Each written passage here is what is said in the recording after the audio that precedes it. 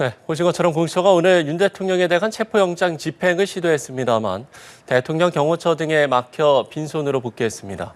여야는 상반된 입장을 내면서 대치 중이고요. 헌법재판소는 윤 대통령 탄핵심판 변론 준비 기일을 2번 만에 끝내고 오늘 14일에 정식 변론을 진행하기로 결정했습니다.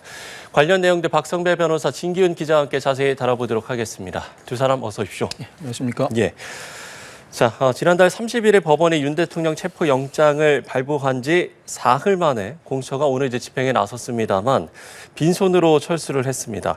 일단 오늘 관저 앞에서 이른 새벽부터 오후까지 긴박했던 상황들을 진균 기자가 한번 정리를 해 주시죠. 네, 우선 공수처에서 공수처 차량들이 이제 공수처 과천 청사를 출발한 시각이 오전 6시 14분쯤입니다. 네. 5대가 출발을 했고요. 이 출발한 차량들이 7시 20분 정도에 관저 앞에 모두 도착을 했습니다. 그러면서 이제 본격적인 진입 시도가 이어졌고요. 오전 8시 4분에 공수처가 체포영장 집행을 시작했다, 이렇게 공식적으로 밝혔습니다. 이때부터 이제 사실 집행이 본격적으로 시작이 된 건데요. 네. 그러면서 이제 공수처와 경찰, 이런 이제 공조본의 수사 인력과 관저 안에 수방사 또 경호처 직원들과의 대치가 계속 이어졌고요. 예. 결국에는 오후 1시 30분에 결국에는 공조본에서 영장 집행을 안전사항 문제 등의 이유를 들어서 중지한다, 이렇게 얘기를 했습니다. 이 뒤에 이제 가진 브리핑에서 공수처가 이 이제 집행 과정과 또 저지가 되는 과정들을 좀 자세히 설명을 했는데요. 우선 이제 그 관저로 들어가는 입구에 그 철문에 미니버스가 쳐져 있었고 이제 그걸 1차 저지선이라고 불렀는데 이 1차 저지선을 통과했고 이 1차 저지선을 통과하면서도 2차 저지선에도 차량과 함께 경호 인력들이 있었다고 합니다. 이 경호 인력들까지 뚫었는데 문제는 이 2차 저지선에서 3차 저지선으로 가는 그 200m 정도 되는 이 3차 저지선이 넘어가면 이제 대통령 관저 건물로 들어갈 수 있는 철문이 나오는 그 지점이었는데 여기서 이제 말하자면 경찰과 공수처의 집행 인력 한 100여 명 정도가 됐었는데 이 100여 명 정도의 2배를 뛰어넘는 200여 명 이상 되는 경호처의 경호 인력들이 촘촘하게 막아서면서 사실상 진입이 불발이 됐고요. 이 과정에서 공수처 검사 3명이 이 철문 쪽으로 진입해서 윤 대통령의 변호인단, 윤곽근 변호사, 김홍일 변호사를 만났습니다. 이때 체포영장도 제시를 했고요. 하지만 윤 대통령 측 변호인단은 이 영장이 불법한 영장 청구고 공수처에는 내란죄 수사권이 없다라고 하는 이제 기존 입장을 반복을 하면서 응하지 않겠다라는 그런 방침을 밝혔고, 다만 이제 아직까지 공수처에 선임계를 내지 않은 변호인단이 이제 선임계를 조만간 내고 이제 이런 일정을 협의를 해보자라는 정도까지는 일단 의견 개진을 했다, 이렇게는 밝혔습니다. 그런 상황이 계속 이제 대치가 진행이 되면서 결국에는 오후 1시 30분에 공조본이 영장 집행을 오늘 중지한다, 이렇게 발표를 하면서 상황이 종료가 됐습니다. 예. 공처는 이렇게 철수를 한 상황이지만 지금 관저 앞에서는 지금 탄핵 찬반 시위가 계속 벌어지고 있는 상황인 거죠?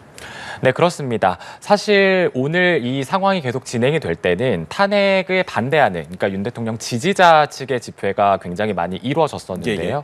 하지만 지금 상황에서는 이제 민주노총을 중심으로 한 진보 진영의 1박 2일 시위가 진행이 되고 있습니다. 지금 오늘 1박 2일 시위를 예고한 상황이고요. 하루빨리 이제 체포영장을 집행하라, 이런 메시지를 전달하고 있습니다. 계속 이제 시위가 과열되고 있는 그런 양상을 보이고 있습니다. 그렇군요.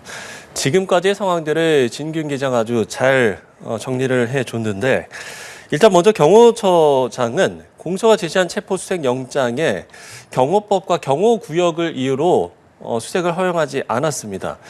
이 경호법 법적 근거가 어떻게 되는 겁니까?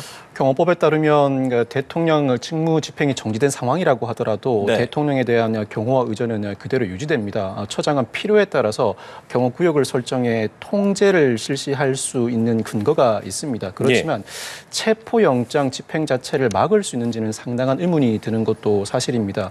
그동안 현직 대통령에 대한 체포영장 집행 시도가 전례가 없다 보니 경호 의전과 체포영장 집행의 조화를 이루는 방식에 대한 의문이 제기되고 있는 상황인데 두 법익이 서로 상충되지 않는 범위 내에서 충분히 조화를 이뤄낼 수 있을 것으로 보입니다. 특히나 체포영장 발부와 집행은 일종의 재판권 행사입니다. 네. 재판권 행사는 그 예외가 인정되기 위해서는 법률에 명백한 규정이 있어야 합니다. 예를 들어 외국 사적 등 취해법권자에 해당한다는 근거가 있어야 하는데 그와 같은 근거 없이 단순히 경호법에 근거해서 체포영장 집행을 막는다는 것 자체는 재판권을 면탈하려는 시도로서 사실 정당한 근거를 제시하고 있지 못하다고 보여지는 것이 사실입니다. 예. 자, 공수처가 영장 집행을 중단한 것에 대해서 이게 이제 작전 실패인지 또 명분 쌓기인지 여러 가지 좀 해석이 분분한 것 같습니다. 어떤 이야기들이 나오고 있습니까? 네, 우선 이제 작전 실패다라는 지적이 나오고 있는 이유는 사실 영장 집행까지 발부가 되고 나서 상당한 시일이 지나서 오늘 집행이 1차 집행이 또 시도가 됐던 건데 결국엔 이게 5시간 30분여의 대치 끝에 이제 무산이 됐습니다. 이를 두고 사실은 공수처가 좀 강경하게 나설 수 있다라는 관측도 있었습니다. 네네. 법원이 이례적으로 여지껏 경호처가 수사기관들의 영장 집행을 막아섰던 논리, 형사소송법 110조와 111조의 조항들도 예외 적용을 한다라는 단서까지 달아가면서 굉장히 강력한 영장을 발부를 했음에도 불구하고 그리고 또 오동 공수처장도 경호처에 체포할 수 있다 이런 경고 공문까지도 보낸 상황이었지만 현장에서는 오히려 이제 경찰에서 이 경호처장을 현행범 체포를 하려는 시도도 있었는데 이를 공수처가 막아섰다는 이야기도 들리고 있거든요. 그렇기 때문에 이제 이런 상황으로 봤을 땐 과연 공수처가 수사에 의지가 있었느냐 이제 이러한 비판까지도 나아가게 되는 것이고 결국에는 이 공수처가 이런 어떤 영장 집행 작전에 있어서 좀 느슨하게 준비를 한 것이 아니냐 이제 이런 비판들이 나오고 있는 것인데 한편으로 이제 명분 쌓기라고 하는 또 시선은 이런 것들이 있습니다. 앞서 이제 변호사께서도 짚어주셨지만 사실 이게 전례가 없는 영장 집행이고 또 게다가 윤 대통령 측에서는 이 영장의 발부와 집행 자체에 지금 위법성 논란을 제기하고 있는 상황입니다.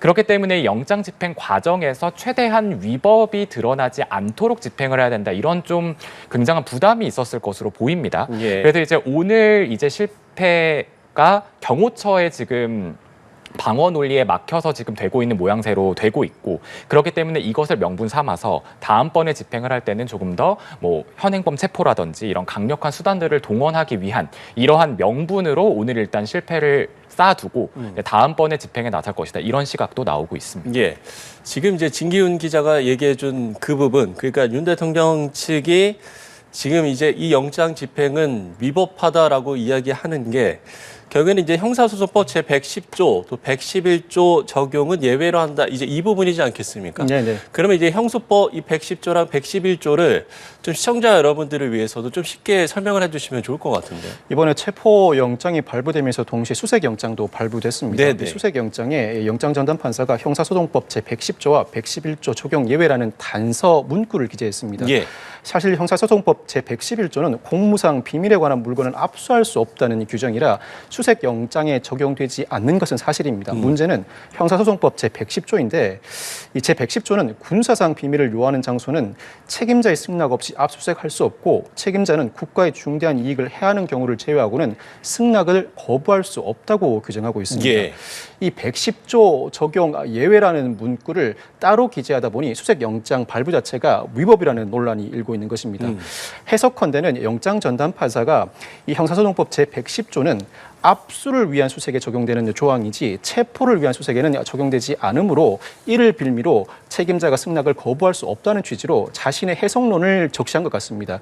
이 형사소송법 제 110조가 체포를 전제로 한 수색에는 적용되지 않는지를 두고 아직까지 명시적으로 다툼이 벌어졌던 적이 없어 판례도 존재하지 않습니다. 영장전담판사의 해석론으로 해석할 수 있는데 향후 법적 공방 과정에서 이 영장전담판사의 이 문구 기재가 위법이라는 판단을 받을 가능성도 존재합니다. 그렇지만 거기서 더 나아가서 수색영장 발부 자체를 무효로 돌릴 수 있는가? 나아가서 체포영장에는 이와 같은 기재가 없는데 실제 체포가 이루어졌을 때 체포영장에 근거한 체포를 위법으로 볼 수 있는가는 상당히 의문입니다. 이 문구 자체 위법성 논란과 별개로 수색영장과 체포영장의 효력 자체는 그대로 인정될 가능성이 높은데 사실 윤 대통령 입장에서는 일단 체포와 수색에 응한 이후에 그 이후 법적 절차, 즉 준항고, 체포적부심, 나아가 구속영장이 청구된다면 구속영장 실질심사에서 이 단서 조항의 위법성을 다투어야 합니다. 그것이 현행 헌법과 법률 하에 불복 절차라고 할 수 있습니다. 그런데 이 단서 조항이 위법이므로 애초에 체포와 수색에 응할 수 없다는 항변은 현행 법령 체계에서의 유효 적절한 항변은 아니라고 할 수 있습니다. 예. 자, 공소가 이제 앞서 경고를 한 대로 경호처장과 차장을 특수 공무집행방해로 입건하고 내일 출석하라고 요구를 했는데 이 부분은 이제 어떤 좀 분석들이 나오고 있습니까? 사실 오늘 이제 이 입건을 한다라는 발표는 공수처가 이제 브리핑을 끝나고 나서 이제 경찰 쪽에도 이제 입건을 한다라고 했고 출석 요구를 한 이런 상황으로 정리가 되고 있습니다. 네. 아무래도 이제 앞서 말씀드린 것처럼 이 영장 자체에도 이런 단서 조항도 달려 있었고 또 공수처가 이런 영장 집행에 강력한 의지를 보였지만 결국에 오늘은 실패로 돌아간 상황이었고 중간에 또 경찰의 현행범 체포 시도도 막아선 약간 이런 상황들이 지금 계속 나오고 있으면서 결국에는 경찰에서도 좀 이렇게 강력한 조치를 뭐 시도한 것으로 보이는데요. 예. 사실 지금 이렇게 입건을 하고 내일 출석 요구를 했지만 이 두 사람, 그러니까 경호처장과 차장이 출석을 할지는 미지수입니다. 사실은 뭐 이제 경호상에 긴급한 공무가 있어서 이런 이유를 들면서 출석을 하지 않을 확률이 굉장히 높거든요. 예. 게다가 또 공수처나 이제 공조본이 또 영장 집행을 재시도를 할 수가 있기 때문에 이러한 부분을 들어서 반대를 할 수가 있습니다. 다만 이렇게 될 경우에는 오늘과 같이 경호처장과 차장의 이런 어떤 지위에 그 경호처 직원들에 대한 지위에 좀 상당한 부담이 있을 수 있습니다. 왜냐하면 본인들이 일단은 이제 언제든지 긴급 체포가 될 수 있다라는 부담을 좀 안게 되는 상황이 있을 수도 있고요. 경찰이 입건을 했기 때문에 네. 이러한 부분들에 있어서 과연 이제 그 다음번에 시도 때 과연 경호처와의 마찰이 빚어지는 부분에서 과연 경호처가 어떤 모습을 취할지 이런 부분들이 또 경찰의 입건에 대한 결정으로 또 얼마만큼의 변화를 맞을지는 좀 지켜봐야 할 것 같습니다. 예. 자, 어찌됐든 윤 대통령에 대한 영장 유효 기간은 다음 주 월요일, 그러니까 6일까지입니다. 공처가 이때까지 영장을 집행을 하지 못하게 된다면 그래서 이제 그 다음 절차는 어떻게 되는 건지요? 그 이후에 체포영장 재청구를 할 수도 있고 곧바로 네. 구속영장을 청구할 곧바로 가능성도 구속영장 청구도 가능합니까? 점쳐집니다. 오늘 체포영장 집행 과정에서 공수처가 의지는 분명히 있어 보였습니다만 현장에서 다소 소극적인 태도를 보인 것도 사실입니다. 체포영장 집행 과정에서 실무에서는 종종 물리적 충돌도 일어나기 마련입니다. 그런데 네네. 공수처 입장에서는 물리적 충돌이 일어나게 되면 공수처, 경찰 그리고 경호처 인력 간에 상당한 손실 내지는 피해가 야기될 것을 우려해서 그 충돌만큼은 피하기 위해 일단 철수한 것으로 보이는데 경찰이 경호처장과 차장에 대해 입건하고 내일까지 출석하라고 통보했습니다. 상황에 따라서는 반복된 출석 요청에도 경호처장 등이 출석하지 않으면 직접 체포영장을 발부받을 가능성도 있는데 그렇지 않다고 하더라도 아직까지 체포영장 집행이 오는 6일까지 3일 정도 기간이 남아 있습니다. 예. 공수처가 재차 체포영장 집행에 나서게 되면 그때는 현행범 체포에 적극적으로 나설 가능성이 상당히 높습니다. 경호처장, 차장에 대해 입건 나아가서 출석 요구를 한 상황이라면 단순히 막을 때 공무집행방해죄로 처벌될 수 있다고 경고한 것과 그 차원을 달리한다고 할 수 있습니다. 재차 체포영장 집행 나설 때는 실제로 입건된 상황인지라 그때도 체포영장 집행을 막는 인사가 있다면 현장에서 경찰이 적극적으로 현행범 체포에 나설 수 있고 예. 그때는 공수처가 반대한다고 하더라도 경찰 자체적으로 현행범 체포를 강행할 가능성도 상당히 높아 보입니다. 예. 앞으로 이제 공처가 어떤 태도로 어떤 조치를 이제 취할지 이 부분이 이제 궁금한데 이제 공처는 체포 영장 집행 불발 이후에 지금 대응 방안을 이제 논의하고 있지 않습니까? 어떤 뭐 얘기들이 나오는 게 있습니까? 우선은 이제 향후에 어떻게 할 것이냐, 재집행에 나선다면 언제 나설 것이냐 이런 질문들이 당연히 있었고요. 사실 이러한 질문들에 대해서 하지만 공수처는 말을 아끼고 있습니다. 네, 예. 아무래도 좀 더 1차 시도가 실패로 돌아간 만큼 신중을 기할 수밖에 없는 상황이라서요. 다만 이제 오늘 이 브리핑을 마치고 나서 공수처는 입장을 냈습니다. 지금 이제 최상목 권한대행에게 이제 경호처에 이런 어떤 협조를 할 수 있도록 지시를 해달라 이제 이런 입장을 전할 것이다. 이렇게 해서 경호처의 마찰을 일단 조금 피해보겠다. 이러한 이제 입장을 밝힌 상태고요. 뭐 이 외에는 뭐 언제 어떤 방식으로 다시 영장을 집행을 할지 뭐 이 기한을 넘기 넘기게 될지 이런 사안에 대해서는 아직까지는 좀 말을 아끼고 있는 상황입니다. 이와 관련해서 사실 오늘 또 공수처의 입장도 나왔지만 대통령 경호처의 입장도 나왔습니다. 예. 대통령 경호처는 이제 말하자면 오늘의 이 공수처와 공조본의 영장 집행 자체가 굉장히 불법 위법한 시도였고 또 이제 군사상 기밀 지역 그리고 1급 이제 경호 지역에 이 경찰 기동대까지 동원해서 무리하게 영장 집행을 한 시도였고 또 경호처에서는 그 과정에서 부상자도 발생했다 지금 이렇게 밝히고 있거든요. 그래서 매우 유감이다 이렇게 밝히고 있는 부분이라 일단 공수처가 이런 입장을 선제적으로 낸 것은 아무래도 경호처와의 좀 마찰을 다음번 영장 집행 시도 때는 좀 피하고자 하는 의도가 좀 엿보이고요. 다만 이제 다시 이제 재시도를 하게 된다면 그 시기에 대해서는 아직까지는 좀 조율을 하면서 말을 아끼고 있는 상황입니다. 예. 자, 진기훈 기자와는 여기까지 이야기를 나눠보도록 하겠습니다. 오늘 수고하셨습니다. 네. 예.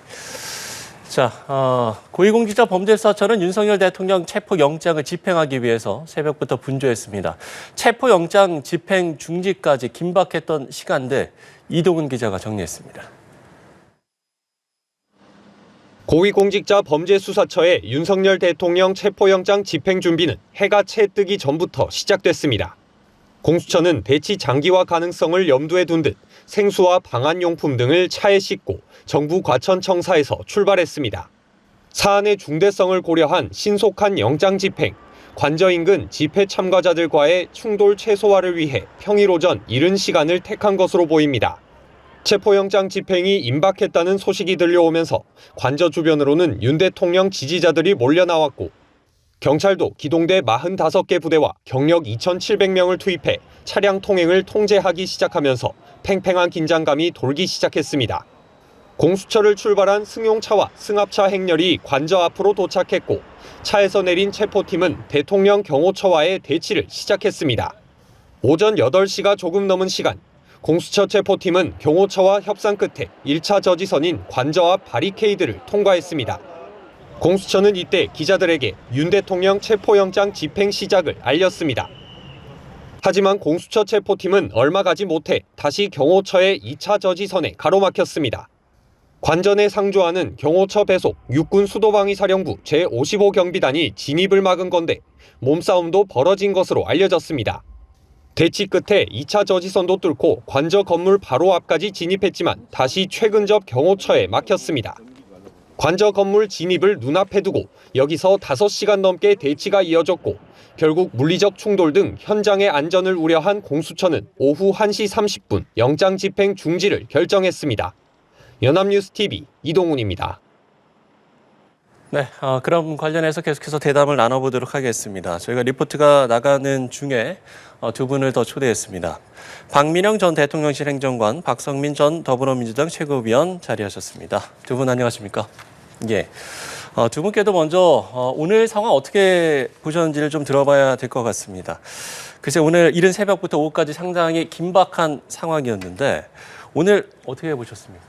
공수처가 이제 07시부터 시작된 이제 체포영장의 집행을 이제 13시 30분까지 관저 변호인단과 대치하는 상황에서 결과적으로 철수 결정을 했지 않습니까? 예. 이 과정을 지켜보면서 이제 공수처가 어젯밤에 경찰 인력까지 동원해서 사실 이 관저 앞을 지키던 보수층 지지자들을 좀 물리적으로 내보낸 상태에서 오늘 오전에 집행을 시작한 것이거든요. 또한 이제 철문을 물리적으로 부수고 들어왔다. 이제 이런 보도들도 나오고 있는데 결론적으로 공수처가 이렇게 무리하게 영장을 집행한 지점에 대해서 이제 일부 우려와 유감의 목소리들이 있는 것 같습니다. 또한 과연 공수처가 이런 과정을 통해서 정말 영장을 집행하고자 하는 의지가 있었는지에 대해서도 의구심을 제기할 수 있을 것 같은데요. 공수처 대변인실에서 오늘 오전에 오후 시간은 결정되지 않았지만 오후경에 이제 오늘 체포영장 집행 관련해서 브리핑을 할 예정이다라고 이 언론인들에게 공지를 올렸습니다. 예. 그러니까 애초에 어떤 식으로 이제 그 과정이 진행되던 간에 오후쯤에는 철수할 것을 전제하고 출동을 한 것은 아닌가 이제 이런 의구심을 가질 수 있는 지점이죠. 결론적으로 이 공수처라는 조직이 자신들의 어떤 그 기관의 존재 이유를 증명하기 위해서 좀 무리하게 정치적인 퍼포먼스를 한 것이 것이 아닌가 이제 이런 얘기를 좀 드리고 싶고 이 현직 대통령에 대한 체포라는 게 정말 사상 초유의 사태 아니겠습니까? 이 외신들도 다 긴장 속에서 지켜보고 있는 상황이었는데 이제 공수처라는 기관의 어떤 개별적인 퍼포먼스를 위해서 이런 무리수를 두는 것이 국가적으로 이로운 결과를 가져올 수 있는 것인지에 대해서도 저희가 고민을 좀 해봤으면 좋겠습니다. 예, 박 전 최고께도 발언 기회 드리겠습니다.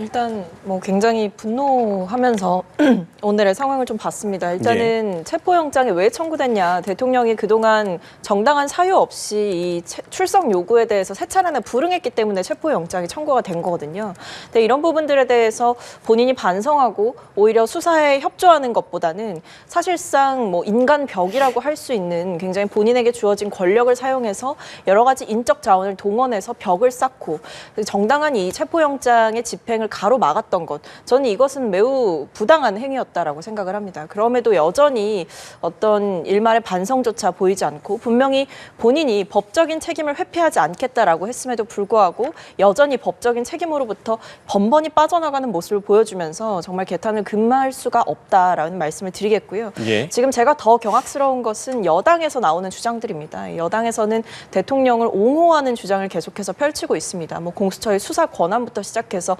영장이 문제가 있다라는 등 여러 가지 이제 대통령의 궤변을 답습하는 형태로 여당이 움직이고 있기 때문에 탄핵 이후에 어떤 일말의 반성도 없다라는 생각이 들어서 오늘의 사태까지 이어진 걸 보면서 굉장히 좀 답답함을 많이 느꼈습니다. 예, 여당의 반응을 이야기를 해주셨으니까요. 지금 여야는 이제 다른 입장을 내면서 팽팽하게 맞서고 있는 상황입니다.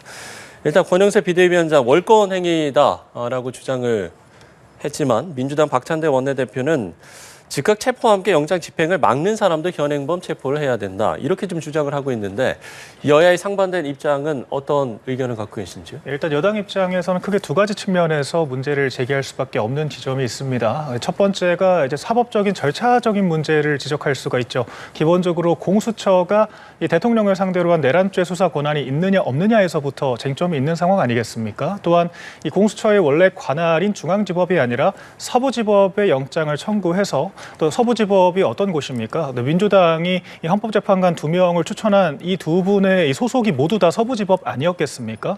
이제 이런 지점에서 이 판사 개인의 판단이 절대적으로 작용하는 영장 발부에 있어서 공수처가 편리한 방식을 택한 것이 아닌가, 이제 이런 비판이 있는 것이고요. 결정적으로 이번에 영장을 발부하면서 담당 판사가 이 형사법 110조와 111조를 적용하지 않겠다, 사실상 무력화시키겠다라는 월권을 저지른 것이거든요. 우리나라는 삼권 분립 국가입니다. 법의 유무형의 변화를 일으키기 위해선 입법부에서 합의를 통해서 법을 바꾸거나 아니면 헌법재판소에서 위헌법률 재판을 거쳐서 결론을 받아내야 되는 것입니다. 판사는 법의 테두리 안에서 법을 집행을 하는 사람인데 법을 무력화시켰다라는 것은 삼권 분립에 위배되는 행동을 한 것이죠. 이제 이에 대해서 여당이 법적 절차적인 문제점을 지적을 하는 것이다, 이렇게 말씀을 드리는 것이고요. 또한 두 번째는 저희가 집권 여당으로서 이렇게 반복되는 이 여야 대치 상황에서 이 대외 신인도 등의 문제를 우려하지 않을 수가 없는 것입니다. 지금 박근혜 전 대통령 때부터 우리나라가 지금 두 번째 이 대통령 탄핵이라는 사태를 겪고 있는 게 아니겠습니까?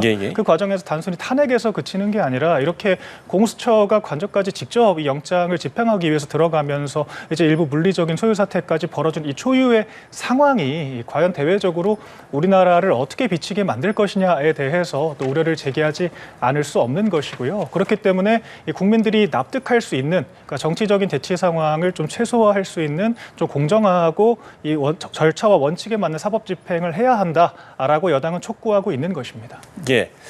주로 이제 두 분의 이야기를 좀 듣겠습니다만 저희가 이제 법적인 내용들은 또 박 변호사께 여쭤보도록 하겠습니다.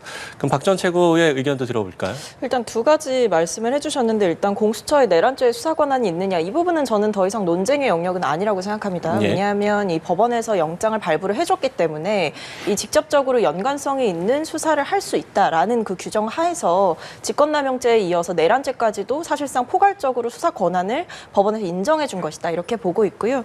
그리고 이 영장에다가 그 판사가 형소법 110조, 111조의 예외 규정을 단 것을 두고 예. 뭐 여러 가지 이제 월권이다 해석이 있는데 저는 월권이 아니라 판사가 혼란을 최소화시키기 위한 명확한 해석을 해줬다라고 생각을 합니다.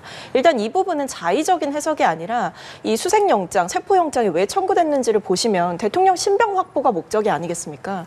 근데 이 110조와 111조에서 언급하는 것은 국가의 기밀, 공무상 기밀, 군사상 기밀 이런 것들에 연관이 되는 거거든요. 그러니까 대통령을 체포하러 가는 것이지 체포를 위해서 수색을 하기 위해서 영장을 발부받은 것이지 그 관저에 있는 어떤 기밀 서류 이런 것들을 가지러 간 게 아니란 말입니다. 그렇기 때문에 물건을 확보하러 가는 그 상황이 아니라 이런 부분은 피해자의 신병 확보를 함에 있어서는 해당이 되지 않는다. 저는 이 부분을 명확하게 해줬다라고 생각을 합니다. 그래서 여기에 대해서 판사를 겨냥해서 어떤 굉장히 모욕적인 발언들 또는 음모론적인 발언들을 여당에서 이어가시는데 저는 이런 부분들은 굉장히 판사 자체에 대한 모욕이기도 하고 삼권 분립의 자체를 부정하고 훼손하는 발언이기도 하다라는 점에서 문제 제기를 안 할 수가 없습니다. 예.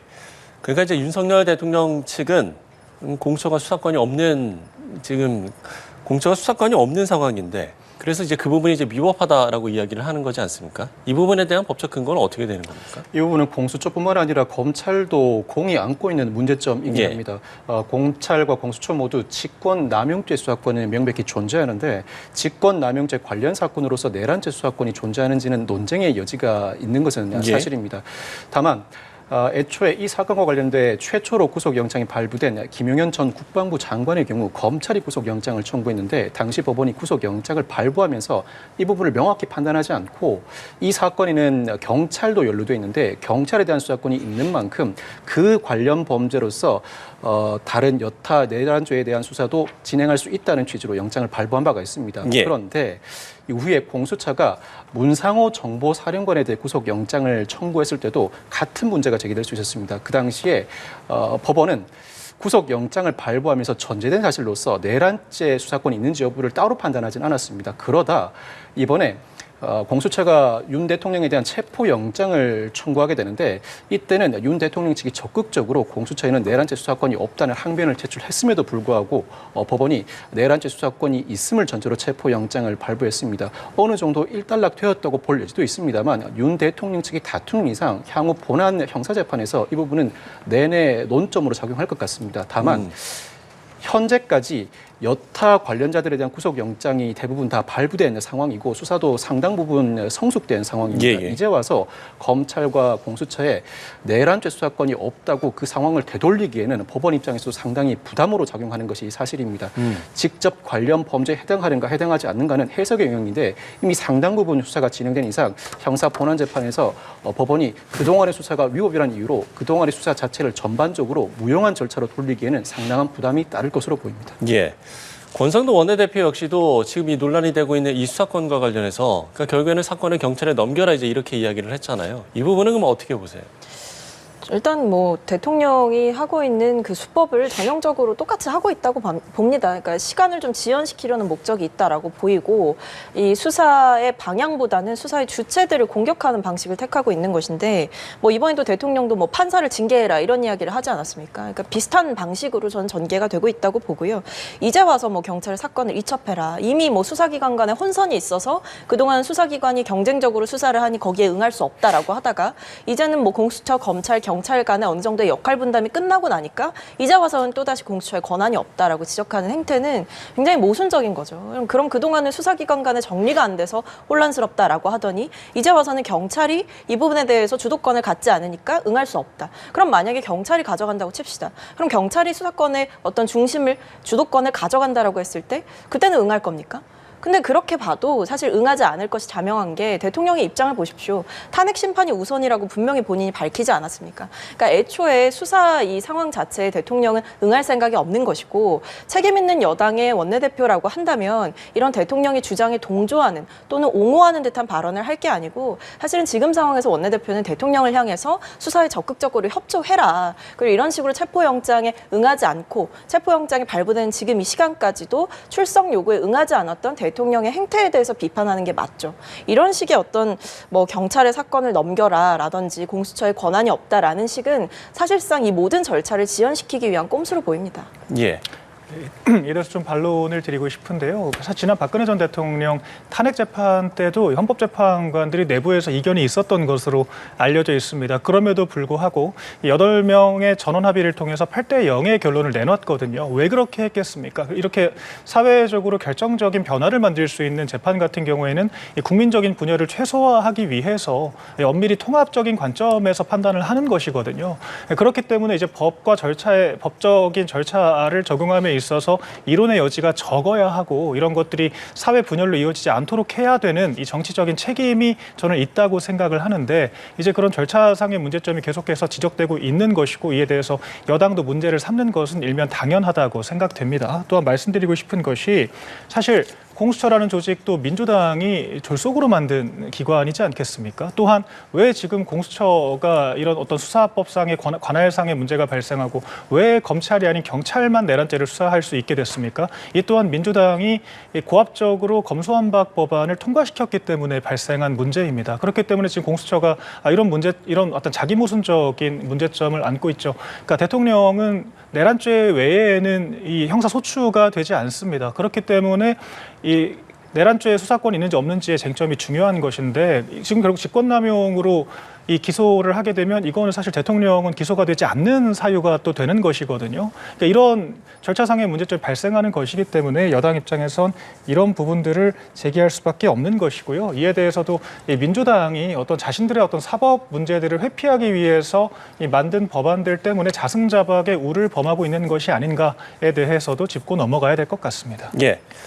자, 두 분께 이 질문을 드려볼게요. 지금 이제 체포영장 기한이 오는 6일까지이기 때문에 그러면 이제 공수처가 다시 영장을 재집행에 나설 것인지 아니면 만약에 6일이 넘긴다면 그 후의 대응을 어떻게 예상을 하시는지 이 부분에 대해서 질문 드려보겠습니다. 일단 지금 상황에서는 모든 가능성을 저는 열어놔야 된다라고 보고 있습니다. 일단 기본적으로 영장을 재집행하는 것도 저는 당연히 포함돼야 된다라고 생각을 합니다. 오늘은 어떤 예상치 못한 상황, 특히 내부에 이제 관저 내부에 있었던 인력과의 충돌 우려 이런 것들 때문에 영장 집행이 좀 어려웠다라고 하더라도 그렇다고 해서 지금 상황에서 뒤로 물러서는 것 자체는 있을 수가 없는 일이다라는 말씀을 드리겠고 예.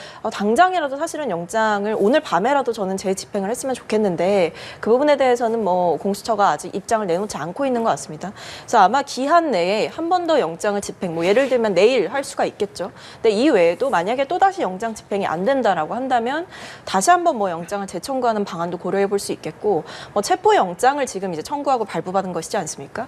그 다음으로 이제 구속영장 관련해서도 얘기가 좀 나오고 있습니다. 그래서 구속영장으로 바로 가야 될 필요성이 있는 것 아니냐 이런 이야기도 나오고 있고 근데 저는 결과적으로 지금의 어떤 혼란한 상태에서 키를 쥐고 있을 수 있는 사람은 결국 최상목 권한대행이다라고 생각을 합니다. 이 최권한대행을 향해서 공수처도 촉구를 하지 않았습니까? 경호처를 향해서 어떤 지시를 좀 내려달라, 협조 요청을 해달라라고 이야기를 했고 이 부분에 대해서 최 대행이 원활하게 협조를 통해서 유혈 사태 없이 좀 이 체포영장의 적법한 집행이 가능하도록 최 권한대행의 역할도 중요해 보입니다.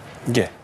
예, 이에 대해서 사실 공수처가 대단히 무책임하게 지금 법을 집행하고 있다 이 지점을 지적하지 않을 수가 없습니다. 왜냐하면 방금 속보로도 나왔듯이 공수처가 경호처가 협조하지 않으면 영장을 집행할 수 없다. 라는 사실 무능력한 결론을 스스로 도출을 한 것이거든요. 그러면서 최상목 권한대행을 향해서 경호처를 제지해달라라고 촉구를 하고 있는 것인데 최상목 권한대행이 경호처를 지휘 통제할 수 있는 권한이 있는지 없는지조차 지금 분명하지 않은 상황입니다. 기본적으로 경호처라는 것은 독립기관으로 존재하면서 이 경호법이란 특별법, 그러니까 일반법의 상위법을 근거로 해서 이 대통령을 보호하는 역할을 수행하고 있습니다. 대통령과 권한대행 각각 다른 이 부대로부터 경호를 받고 있는 상황인데 이에 대해서 최상목 권한대행이 그런 역할을 해야 한다라고 주장하는 것 자체가 공수처가 이 역할을 맡을 능력이 없다라는 것을 자인하는 것밖에 되지가 않고요. 결론적으로 공수처라는 조직이 현재 검사도 15명밖에 배치되어 있지 않습니다. 예. 그래서 지금 최혜병 사건 같은 경우에도 1년 넘게 결론을 내지 못하고 있는 상황입니다. 그러니까 공수처가 결국에는 자기 기관의 존재 가치를 입증하기 위해서 또 지나치게 정치적인 무리수를 두고 있는 것이 아닌가 이런 우려를 제기할 수밖에 없습니다. 예. 오늘 공수처의 체포영장 집행과는 별개로 헌법재판소에서는 윤 대통령의 탄핵 심판의 쟁점과 증거를 정리하는 두 번째 준비 기일이 열렸습니다. 여기서 이제 윤 대통령 측이 대통령제 국가에서 대통령이 이렇게 고립된 약자가 되는 건 처음 겪어봤다. 대통령이 고립된 상태에서 난도질 당하고 있다. 이렇게 입장을 밝혔습니다. 어떻게 들으셨죠? 예, 사실 좀 정치적인 수사에 가깝지 않나라는 생각은 드는데요. 예, 조금 풀어서 설명을 드리자면 지금 이 비상계엄 사태 이후에 군검경을 비롯해서 야당과 수사기관을 주도로 지금 신속하게 수사가 진행되고 있지 않습니까? 이 과정에서 이 한덕수 권한대행이 탄핵을 당하고 최상목 권한대행이 대행을 하는 상황에서 여전히 이 갑론을박이 있는 헌법재판관 임명을 사실상 독단적으로 강행을 한 상황입니다. 그렇기 때문에 대통령 입장에서 이게 어떤 법적인 절차와 원칙을 통해서 이 시시비비를 가리는 게 아니라 좀 정치적으로 고립되고 압박을 받고 있다라는 이런 느낌을 받을 수 있고 그에 대한 이 소명을 한 것이 아닌가 저는 이렇게 판단이 되는데요. 그러니까 사실 근데 이런 부분이 정치적으로는 어떤 영향이 있을지 모르겠습니다만 예, 법적으로 예, 좀 정치적인 레토릭을 구사하는 것이 도움이 될지에 대해서는 또 저희 고민이 또 필요할 것 같습니다. 예. 박 전 최근은 어떻게 들으셨는지요? 좀 황당하게 들었습니다. 정말 황당하게 들었고요. 일단 대통령이 이렇게 고립된 약자라는 표현을 지금 여기에 쓰는 것이 맞나라는 생각이 들었는데 어느 약자가 세상에 어느 약자가 수사의 절차에 제대로 응하지 않고 그러면 체포영장의 발부가 적법하게 됐는데도 경호처의 호의를 받으면서 거기에 응하지 않게 되고 더 나아가서는 뭐 헌재에서 날아온 서류들 다 받지 않고 뭐 답변서도 겨우겨우 제출을 하고 이 모든 절차 지연과 이 수사 불응의 행태를 보이는 약자가 어떻게 있을 수가 있냐 저는 질문을 드리고 싶고 지금 난도질 당한다라는 표현은 대통령에게 어울리는 표현이 아니고요. 우리 국민들의 마음에 어울리는 표현이라고 생각합니다. 지금 대통령의 이 법꾸라지 같은 모습을 보면서 이 말도 안 되는 행태를 보면서 국민들의 마음이 난도질 당하고 있고요. 우리나라 국격이 난도질 당하고 있고 우리나라 경제가 난도질 당하고 있습니다. 그러니까 정말 지금 경제 상황을 조금이라도 생각한다면 헌법재판관 임명은 그렇게 미룰 일도 아니었던 거고요. 지금 이 체포영장이 집행되려고 하다가 실패되는 과정 중에 요동쳤던 그런 경제 지표들을 보십시오. 그러니까 지금 경제 상황에서 중요한 건 이 정치적인 불확실성을 제거하는 일인데 그 부분이 탄핵 이후에 제대로 잘 되지 않고 있습니다. 왜냐하면 여전히 대통령을 옹호하는 세력들이 있고 대통령이 수사에 응하지 않는 것을 비호해주는 세력들이 있기 때문인데 지금 이 상황에서 대통령의 이런 뻔뻔한 모습들이 우리나라 경제 상황에도 도움이 되지 않고 우리나라의 헌정 질서를 유린하는 그 내란 사태를 여전히 지속해가고 있음을 보여주는 하나의 지표라고 생각을 합니다. 예. 박 변호사께는 이 질문을 좀 드려보겠습니다. 지금 만약에 이제 이런 영장 집행에 응하지 않는 태도라든지 이런 부분도 탄핵 심판에 그러니까 헌재 판단에 영향을 미칩니까?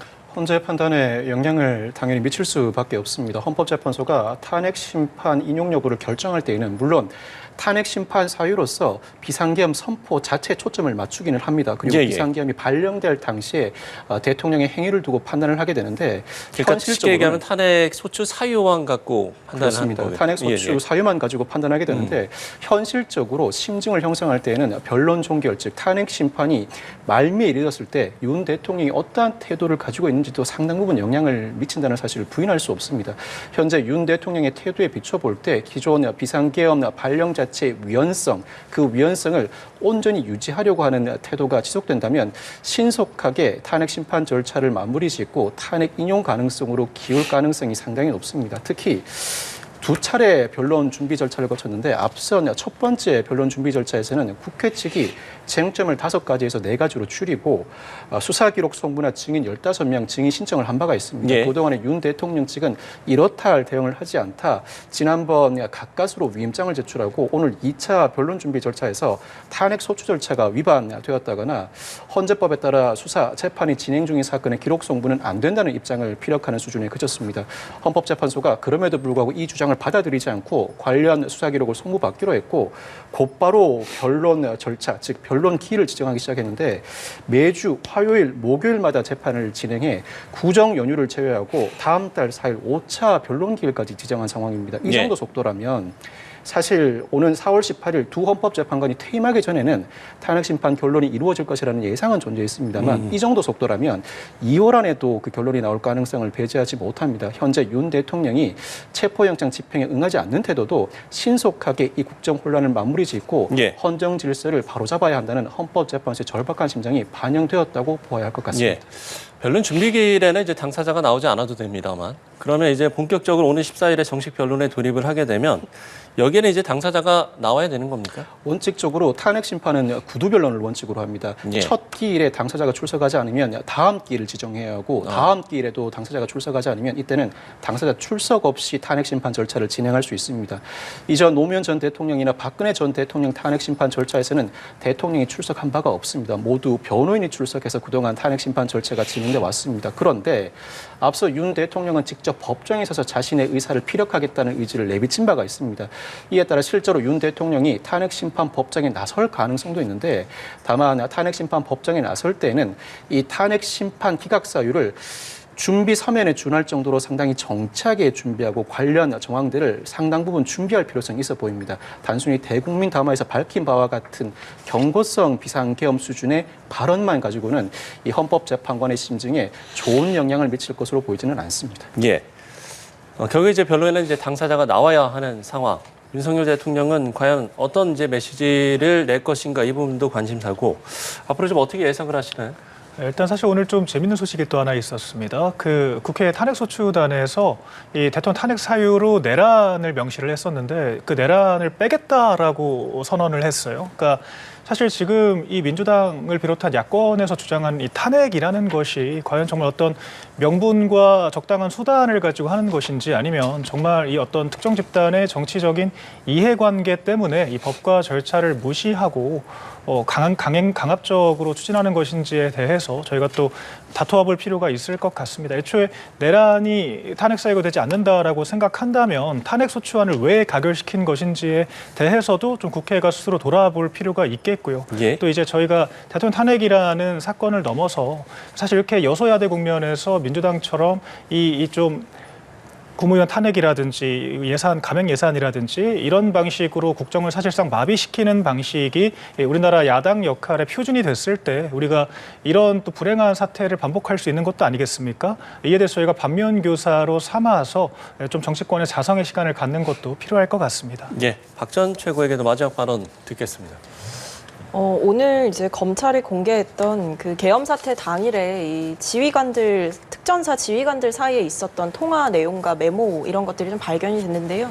내용이 뭐 사실상 그동안 나왔던 이야기들을 한 번 더 확인시켜주는 것만큼이나 충격적입니다. 뭐 예를 들면 대통령님이 문 부숴서라도 끄집어내오래.